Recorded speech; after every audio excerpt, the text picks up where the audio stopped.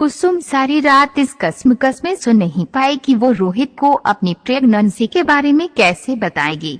पता नहीं रोहित क्या सोचेगा, पता नहीं भरोसा करेगा भी या नहीं, कहीं वो मुझे गलत न समझने लग जाए, और पता नहीं क्या क्या ख्याल रात भर उसे परेशान करते रहे। अगली सुबह कुसुम कॉलेज जाने के लिए रेडी हुई। ब्रेकफास्ट करने के बाद वो घर से निकल गई। कहीं भोलू आज फिर से न मिल जाए, यही सोचते हुए कुसुम चौकन्नी होकर चलती जा रही थी। वो बीच बीच में खड़े होकर अपने आसपास इधर उधर देखती जा रही थी। कहीं भोलू या फिर उसके गैंग का कोई आदमी उसका पीछा या फिर उस पर नजर तो नहीं रख रहा। उसका शक यकीन में तब तब्दील हो गया जब उसे सामने बस स्टैंड पर भोलू अपनी बुलेट बाइक पर बैठा पान मसाला चबाते हुए दिखाई दिया, मानो वो कुसुम का ही इंतजार कर रहा हो। उसकी नजरें खुद पर पाकर कुसुम सहम सी गई। उसे अंदर से डर सताने लगा। है भगवान, आज तो हमारे साथ अंजलि भी नहीं है, आज तो हम इसे बंदर घुड़की भी नहीं दे सकते, आज तो हमारा कल्याण हो ही जाना है। हे माता रानी रक्षा करो। कुसुम का बदन पसीना पसीना होने लगा। जैसे ही भोलू ने देखा कुसुम के कदम रुक चुके हैं, वो और आगे नहीं बढ़ रही है, तो उसने अपनी बाइक स्टार्ट करने लगता है। अचानक से कुसुम के मुंह से चीख निकल जाती है, क्योंकि उसके कंधे पर किसी ने पीछे से हाथ जो रखा था। अंदर से डरी हुई कुसुम ने जब पलट के देखा तो उसके सामने रोहित का मुस्कुराता हुआ चेहरा दिखाई दिया। एक लंबी सी राहत भरी सांस लेकर कुसुम ने कहा, आप कब आए? मेरी तो जान ही निकल गई थी। कुसुम ने अपना एक हाथ अपने सीने पर रख लिया। रोहित की मुस्कान बड़ी हो गई। सरप्राइज? कैसा लगा मेरा सरप्राइज? कुसुम ने इतरा कर कहा, सरप्राइज ऐसे कौन देता है? मैं देता हूँ। और कौन देता है? अच्छा चलो बैठो, ज्यादा देर करना ठीक नहीं है, अभी कोई मुझे यहाँ देख न ले। रोहित ने जल्दी से अपनी बाइक स्टार्ट की। जैसे ही भोलू ने देखा कि कुसुम किसी लड़के के साथ बाइक पर बैठकर जा रही है, उसके अंदर एक अलग ही प्रकार की चिंगारी जल उठी। वो आग बबूला हो उठा। उसने अपने कमर पर लगे कटे पर हाथ डाला। उसने कटा निकाला ही था कि उसके एक साथी ने उसे पकड़ के रोक लिया। क्या बाबरे हो गए हो भोलू? एक लड़की के चक्कर में फिर से अंदर जाना चाहते हो क्या? याद करो, अभी तुम्हें पूरे 2 महीने भी नहीं हुए हैं, 6 महीने अंदर रह के आए हो, लेकिन तुम समझ नहीं रहे हो। हम कुसुम को हासिल करने के लिए कुछ भी कर सकते हैं, किसी भी हद तक जा सकते हैं, फिर चाहे किसी भी शहरी बहरूपिये की जान भी लेनी पड़े तो ले लेंगे। मेरे दोस्त अभी शांत हो जाओ, हम कुछ सोचते हैं इसका क्या करना है। रोहित जी, आप हमें यहाँ कहाँ लेकर आ गए?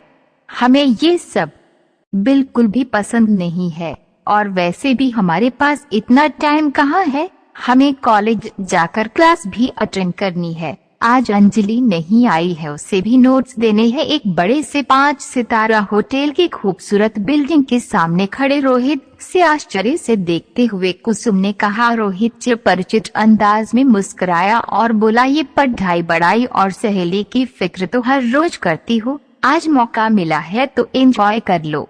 कुसुम आश्चर्य में मुस्कुराई, एंजॉय नहीं जी, एंजॉय करने के लिए पूरी लाइफ पड़ी हुई है, अभी वक्त है खुद को कुछ बनते हुए देखने का। वैसे भी लास्ट ईयर है पढ़ाई का, आगे का पता नहीं, आप हमें मौके देंगे या नहीं। रोहित ने बिना किसी झिझक के कुसुम के गाल पर अपना हाथ रखा और प्यार से सहलाते हुए कहा, कैसी बात कर रही यार, तुम जहाँ तक चाहो अपनी पढ़ाई जारी रख सकती हो, हमारे घर में एजुकेशन को बढ़ावा दिया जाता है। रोहित की बात सुन के कुसुम के चेहरे पर चमक और मुस्कान आ जाती है, लेकिन अगले ही पल उसके फेस पर मायूसी छा जाती है। क्या हुआ तुम्हें?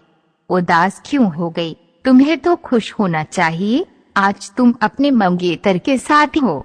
रोहित ने कुसुम का हाथ पकड़ा और होटल के अंदर जाने लगा। संकोचित होते हुए कुसुम उसके साथ अंदर चली गई। सुनो न रोहित जी, प्लीज ये सब करने का क्या जरूरत है, हमें कॉलेज के पास मिलना था आपसे, और आप है कि हमें कहाँ ले आए?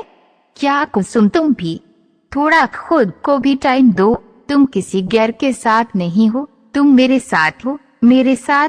तुम अपने होने वाले हस्बैंड के साथ हो। रोहित ने कुसुम को पकड़ के बुक की हुई टेबल पर बिठाया। कुसुम शर्माते हुए मुस्कुराई और अपने दोनों हाथों से अपनी आंखें छुपाकर बैठ गई। अच्छा, अब शर्माना बंद करो और बताओ क्या खाओगी। रोहित ने कुसुम का हाथ अपने हाथ में पकड़ लिया। एक पुरुष का स्पर्श महसूस करते ही कुसुम के मुंह से हल्की सी आह सी निकल गई। उसके रोंगटे खड़े होने लगे। कुसुम हल्के से अपना हाथ छुड़ाया। कुसुम ने एक बार रोहित की ओर देखा और फिर टेबल पर रखे मेन्यू कार्ड पर नजर दौड़ाई। अरे क्यों आप इतना सारा खर्चा करने पर लगे हुए हो? देखो न कितना महंगा खाना है इसमें। चलो न बाहर हम किसी स्टॉल पर खा लेंगे। और वो बहुत टेस्टी भी होता है। रोहित ने कुसुम का हाथ अपने हाथ में लिया। तुम महंगे सस्ते की टेंशन मत लो, मेरे लिए ये कुछ भी नहीं है। तुम अपनी पसंद का खाना ऑर्डर कर दो। आखिर तुम मेरी होने वाली बीवी हो, मैं तुम्हारे लिए इतना तो कर सकता हूँ। कौन? कुसुम थोड़ा सा मुस्कुराई और फिर मेन्यू कार्ड पर नजरें दौड़ने लगी। कुसुम की पसंद का खाना ऑर्डर किया गया। खाना खाने के बाद कुसुम ने चलने को कहा तो रोहित ने एक बार फिर से कुसुम को रोका और बैठने को कहा। अभी तो रुको, अभी तो आइसक्रीम का मजा लेना बाकी है क्या? रोहित जी आप भी न, अब हमारे पेट में जरा भी जगह बाकी नहीं है। हमने पेट भर के खाना खा लिया है, प्लीज रहने दो, फिर कभी खाएगी आइसक्रीम। कुसुम ने रोहित को इंसिस्ट किया तो रोहित ने एक प्यारी सी स्माइल दी और ऑर्डर कैंसिल कर दिया। आप हमारी बात नहीं सुन रहे हैं। हम जो बात कहने के लिए आपसे मिलने आए हैं, कम से कम वो कहने का मौका तो दीजिए इन्हें। अच्छा बोलो, क्या बात है? अब कुसुम के चेहरे पर मायूसी छा गई। संकोचित मन से कुसुम ने कुछ कहना चाहा पर अचानक से वो शांत पड़ गई। उसका चेहरा सफेद हो गया। उसकी आंखें लज्जा से नीचे झुक रही थी। क्या हुआ तुम्हें? अचानक से तुम्हारा चेहरा सफेद क्यों पड़ रहा है? रोहित ने कुसुम का फेस अपनी दोनों हथेलियों में भर लिया। कुसुम की आंखें अब नम हो चली थी। अरे क्या हुआ? तुम कुछ बोल क्यों नहीं रही हो? कोई प्रॉब्लम हुई है तो हमें बताओ, हम हैं न। रोहित ने कुसुम को कॉन्फिडेंस देते हुए पूछा। कुसुम की खामोशी और नर्वसनेस को देखते हुए रोहित ने कहा, मुझे पता है तुम यहाँ पर कंफर्ट फील नहीं कर रही हो। एक काम करते हैं, आओ मेरे साथ आओ। रोहित ने कुसुम का हाथ पकड़ा और अपने साथ चलने को कहने लगता है। कुसुम भी बिना कुछ कहे ही रोहित के साथ चली जाती है। रोहित कुसुम को लिफ्ट से चौथे माले पर रूम नंबर 405, जो कि उस होटल का सबसे महंगा स्वीट था, रोहित ने अपने नाम पर बुक कराया हुआ था। रोहित कुसुम को रूम के अंदर लेकर पहुंच गया। रूम को इस तरह से सजाया गया था जैसे उसे सुहाग रात के लिए तैयार किया गया हो।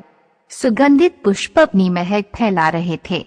कमरे के अंदर हल्की गुलाबी रंग की रोशनी किसी भी कपल को रोमांटिक करने के लिए काफी थी। कुसुम की नजर सामने की दीवार पर गई जहां पर बड़े बड़े अक्षरों